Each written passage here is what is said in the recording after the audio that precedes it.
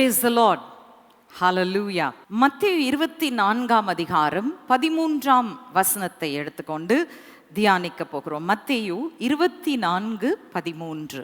முடிவு பரியந்தம் நிலை நிற்பவனே ரட்சிக்கப்படுவான். முடிவு பரியந்தமும் நிலை நிற்பவனே ரட்சிக்கப்படுவான்.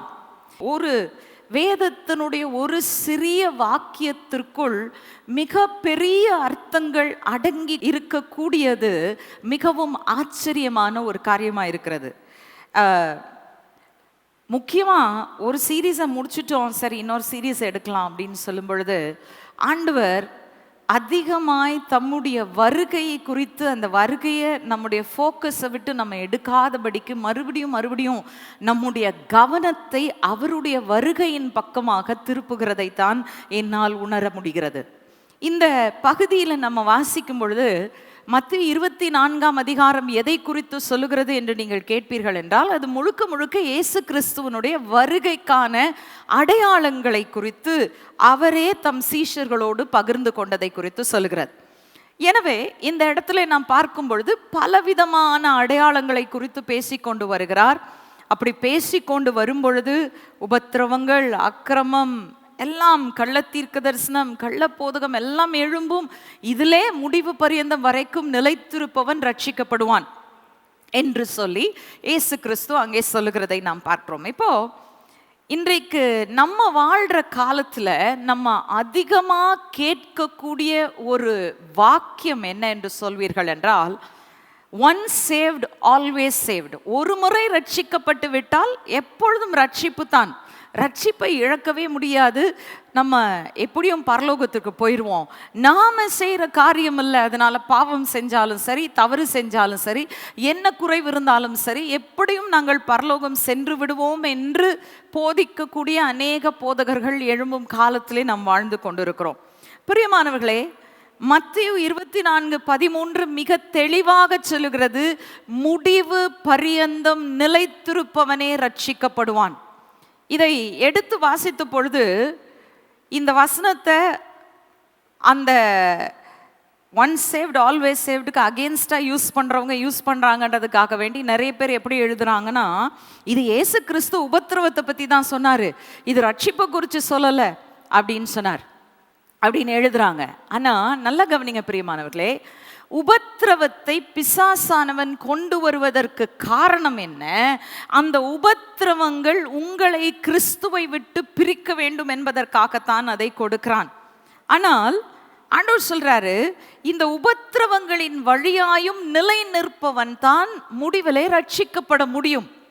இந்த உபத்திரவங்களின் வழியாய் நிலை நிற்பதற்கு நமக்கு என்ன தேவை என்பதுதான் இன்றைக்கு நமக்கு மிக முக்கியமான ஒரு கேள்வியாக இருக்கிறது. உண்மையை சொல்லப்போனால் நாம் ஒன்றும் செய்ய போவதில்லை. கிறிஸ்துவனுடைய நீதி நமக்கு பகிர்ந்தளிக்கப்பட்டிருக்கிறது. அந்த நீதி தான் நம்மை ரட்சிக்க போகிறது. That is absolutely true. ஆனால் அதே நேரத்திலே பகிர்ந்தளிக்கப்பட்டிருப்பதில் நிலைத்திராவிட்டால் சுதந்திரிக்க முடியுமா என்பதை நீங்கள் சிந்தித்து பார்க்க வேண்டிய அவசியம் இருக்கிறது. தேவன் இலவசமான ஈவுகளை நமக்கு கொடுத்திருக்கிறார். God has given us free gifts. Salvation is a free gift. Righteousness is a free gift. எல்லாமே இலவசமாக தேவன் நமக்கு கொடுத்தது. நாம் அதற்காக ஒன்றும் கொடுக்கவில்லை. ஆனால் அவர் கொடுத்ததிலே நிலைத்திருந்தால்தான் முடிவிலே சுதந்திரத்தை அடைய முடியும். நல்லா புரிஞ்சுக்கோங்க, அநேக நேரத்தில் அநேகருடைய பேரில் சுதந்திரங்கள் இருக்கும். சுதந்திரங்களை நாம் சுதந்திரிக்க எழும்பினாலொழிய அந்த சுதந்திரம் நம்முடையது ஆகாது. ஒரு சின்ன உதாரணத்தை நான் சொல்லுகிறேன். என்னுடைய மதர்-இன்-லா பாஸ்டர் டேனியலோடைய தாயார் ஒரு டீச்சர். அவங்க ரிட்டையர் ஆகி பல வருஷமாக பென்ஷன் வாங்கிட்டு இருந்தாங்க. அந்த பென்ஷன் வாங்கிட்டு இருந்தவங்க திடீரென்று அந்த பென்ஷன், டீச்சர்ஸுடைய பென்ஷனில் ஒரு ஸ்கீம் வந்தது. அந்த ஸ்கீமில் சொன்னார்கள், நீங்கள் இவ்வளவு பணம் கட்டினால் உங்களுடைய காலத்திற்கு பின்பு உங்களுடைய பிள்ளைகள் இவ்வளவு பணத்தை பெற்றுக்கொள்ளலாம். I think it was around 25,000. So ஏதோ ஒரு சின்ன அமௌண்ட் கட்டினா உங்களுடைய மரணத்திற்கு பின்பு உங்களுடைய அக்கௌண்ட்டை நாங்கள் வைண்ட் அப் பண்ணும்போது 25,000 உங்களுடைய பிள்ளைகளுக்கு நாங்கள் கொடுப்போம், நீங்கள் யாரை நியமிக்கிறீர்களோ அவர்களுக்கு அது கொடுக்கப்படும் என்று சொன்னார்கள். அதே போல் என்ன நடந்தது என்று சொன்னால், என்னுடைய மதர்-இன்-லா அந்த அமௌண்ட்டை யாருடைய பேர்லையும் எழுதி வச்சிருக்கிறாங்க. பட் எங்களுக்கு யாருக்குமே தெரியாது இன்னமும் யார் பேரில் எழுதி வச்சுருக்காங்கன்னு சொல்லிட்டு. ஏன்னா அவங்களுடைய பென்ஷன் புக் எங்கே இருந்ததுன்னு நாங்கள் மிஸ் பண்ணிட்டோம். So we didn't know where it was. அதனால நாங்கள் கடைசி வரைக்கும் அது யாருடைய பேரில் இருக்குது அப்படின்றத கண்டுபிடிக்கல. கொஞ்சம் முயற்சி செஞ்சுருந்தாலும் நம்ம அதை கண்டுபிடிச்சிருக்கலாம். ஆனால் எல்லாருமே busy, every one is working. எங்களால் போய் தேடி கண்டுபிடிச்சி அதை எடுக்க முடியாமல் கடைசியில் நாங்கள் எங்களுக்குரியதாய் இருந்ததை கடைசி வரைக்கும் பெற்றுக்கொள்ளாமலே போனோம். பிரியமானவர்களே, இன்றைக்கு நாம் சிந்தித்து பார்க்க வேண்டிய காரியம் என்ன என்று சொன்னால், ஆவிக்குரிய ரீதியிலும் நாம் அநேக நேரத்தில் இப்படிதான் இருக்கிறோம். தேவன் கிறிஸ்து இயேசுவை கொண்டு நமக்காக பல காரியங்களை, பல அற்புதமான ஆசீர்வாதங்களை சம்பாதித்து கொடுத்திருக்கிறார். கிறிஸ்து சம்பாதித்தார். அவருடைய சொந்த இரத்தத்தை மரணத்தில் ஊற்றி, பாவங்களுக்காக ஊற்றி, அவர் நமக்கு ரட்சிப்பின் ஈவுகள் எல்லாவற்றையும் சம்பாதித்து கொடுத்திருக்கிறார்.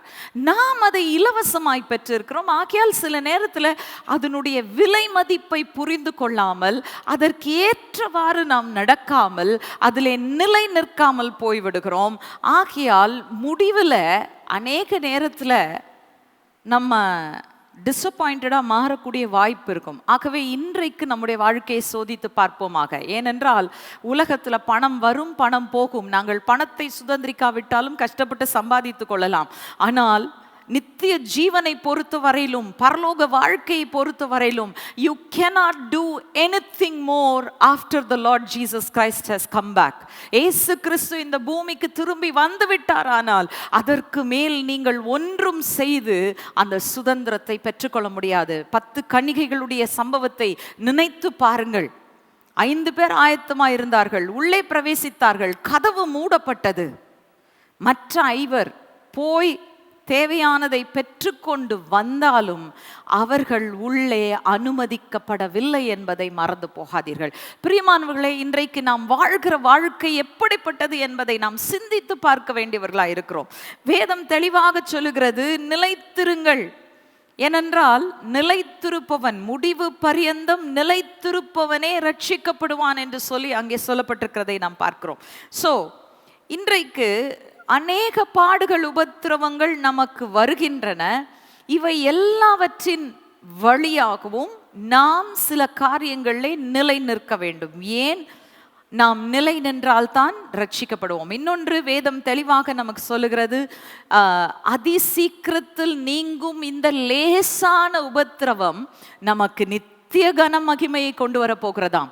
இன்றைக்கு நாம் படுகிற பாடுகள் கொஞ்சம் தான், ஆனால் இதற்கு வரப்போகும் பலன்கள் பெரிதாய் இருக்கிறபடியினாலே நாம் இன்றைக்கு இந்த உபத்திரவங்களிலும் நிலை நிற்பவர்களாய், நிலைத்திருப்பவர்களாய் இருப்போம் என்று சொன்னால் நிச்சயமாகவே ரட்சிக்கப்படுகிறது மட்டுமல்ல, பெரிதான பலன்களையும் சுதந்திரங்களையும் நாம் பெற்றுக்கொள்வோம் என்று சொல்லி நாம் புரிந்து கொள்ள முடிகிறது. சரி, எண்ணத்தில் நம்ம நிலை நிற்கணும் அப்படின்றத நம்ம பார்ப்பதற்கு முன்பதாக, முதலாவது பவுல் கிறிஸ்தவர்களுக்கு ஒரு அறிவுரை சொல்லுகிறார். எபேசியர் 6ஆம் அதிகாரத்தில் அவர் சொல்றாரு,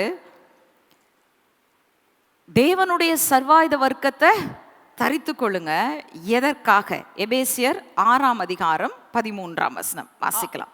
ஆகையால் தீங்கு நாளிலே அவைகளை நீங்கள் எதிர்க்கவும், சகலத்தையும் செய்து முடித்தவர்களாய் நிற்கவும், திராணி உள்ளவர்களாகும்படிக்கு தேவனுடைய சர்வாயுத வர்க்கத்தையும் எடுத்துக்கொள்ளுங்கள். ஓகே, சோ வேறு விதமாய் சொல்ல வேண்டும் என்று சொன்னால், பவுல் எபேசுவில் இருக்கிற கிறிஸ்தவர்களை பார்த்து சொல்லுகிறார், உங்களுக்கு பல பொல்லாப்பு நிறைந்த நாட்கள் வரப்போகிறது. நீங்கள் அதை எதிர்கொள்ளத்தான் போகிறீர்கள். அந்த நாளிலே பிசாசு என்ன செய்வான்?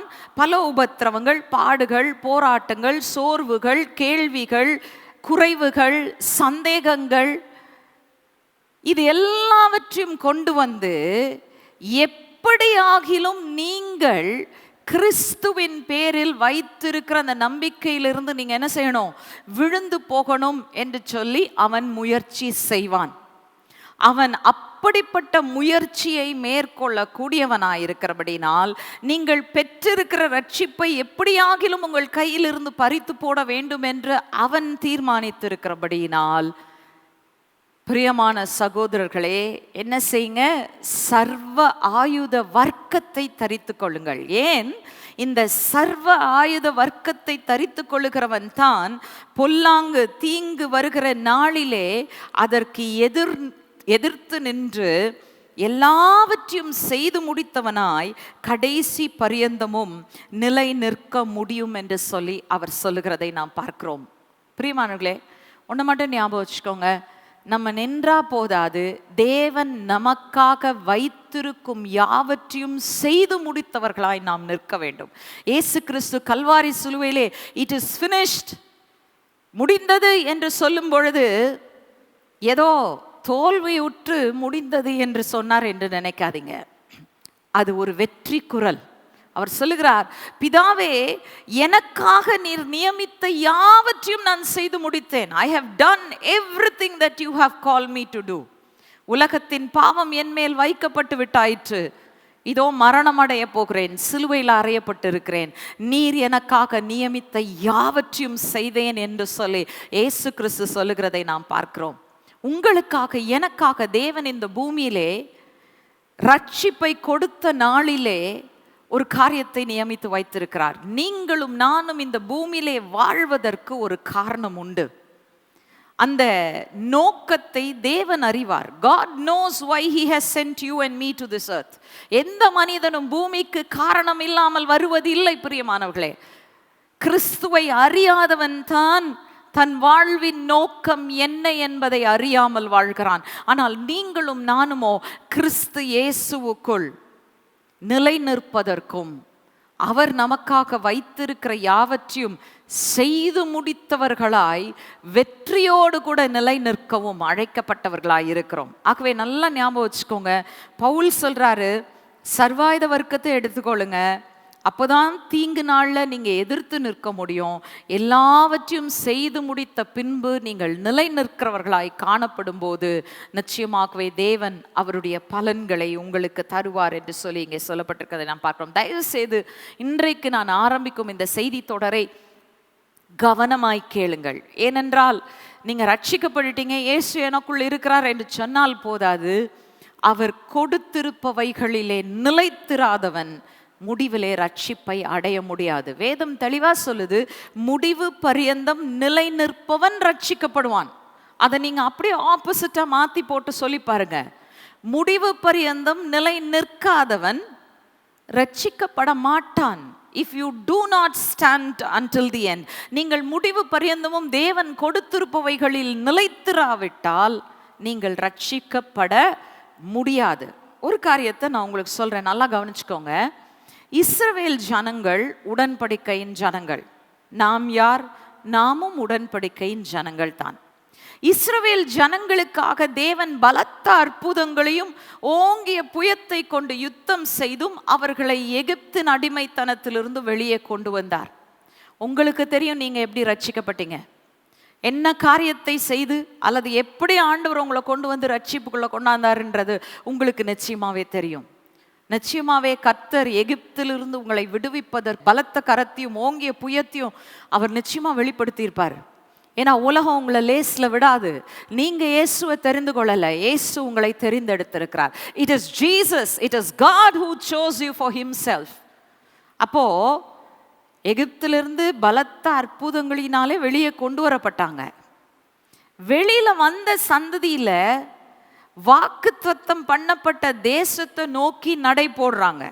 இன்னைக்கு ரட்சிக்கப்பட்டிருக்கிற நீங்களும் நானும் பரலோக வாழ்க்கையை நோக்கி தான் நடை போடுறோம். ஆனா பிரியமானவர்களே, நல்லா கவனிங்க, ஓங்கிய புயத்தினாலும் பலத்த கரத்தினாலும் ரட்சிக்கப்பட்ட அத்தனை லட்ச ஜனங்கள்ல எத்தனை பேர் வாக்குத்தத்தம் பண்ணப்பட்ட தேசத்துக்குள் பிரவேசித்தார்கள்? நல்லா சிந்திச்சு பாருங்க. அந்த சந்ததி தேவனுடைய பேரில் வைத்திருக்கும் உண்மையிலும் விசுவாசத்திலும் நிலைத்திராததினாலே அந்த சந்ததியில வெறும் 2 பேர் தான் கானான் தேசத்திற்குள் நுழைந்தார்கள், யோசுவா, காலேப். மற்ற அனைவரும் அந்த வனாந்திரத்திலே மடிந்து போனார்கள் என்று சொல்லி நாம் பார்க்கிறோம். பிரியமானவர்களே, பழைய ஏற்பாட்டில் சொல்லப்பட்டிருக்கிறதெல்லாம் ஏதோ கதையாக சரித்திரமாக சொல்லப்பட்டது என்பதை நினைக்காதீர்கள். It is written for a reason. நீங்களும் நானும் அதை படித்து உணர்வடைவதற்காக தேவன் அதை எழுதியிருக்கிறார். ரொம்ப தெளிவா வேதம் சொல்லுகிறது, அழைக்கப்பட்டவர்கள் அநேகர், தெரிந்து கொள்ளப்பட்டவர்கள் சிலர், உண்மை உள்ளவர்கள் அதிலும் வெகு சிலராயிருக்கிறார்கள் என்று சொல்லி நாம் பார்க்கிறோம். ஆகவே பிரியமானவர்களே, இன்றைக்கு நிலை நிற்பவன் தான் ரட்சிக்கப்பட முடியும் என்பதை நீங்களும் நானும் புரிந்து கொள்ள வேண்டும். சரி, சியோன் விசுவாச தேவாலயத்தில் வழங்கிய மற்ற தேவ செய்திகளை பார்க்க விரும்பினால் யூடியூபில் ZFT சர்ச் என டைப் செய்து உங்களுக்கான தேவ செய்திகளை கண்டு கேட்டு ஆசீர்வதிக்கப்படுங்கள். மேலும் சப்ஸ்கிரைப் செய்து பெல் பட்டனை அழுத்தினால் உங்களுக்கான தேவ வார்த்தைகளை உடனுக்குடன் அறிந்து கொள்ளலாம். இந்நிகழ்ச்சி மூலம் மற்றவர்களும் பயன்பெற ஷேர் செய்யவும். கர்த்தர் உங்களை ஆசீர்வதிப்பாராக.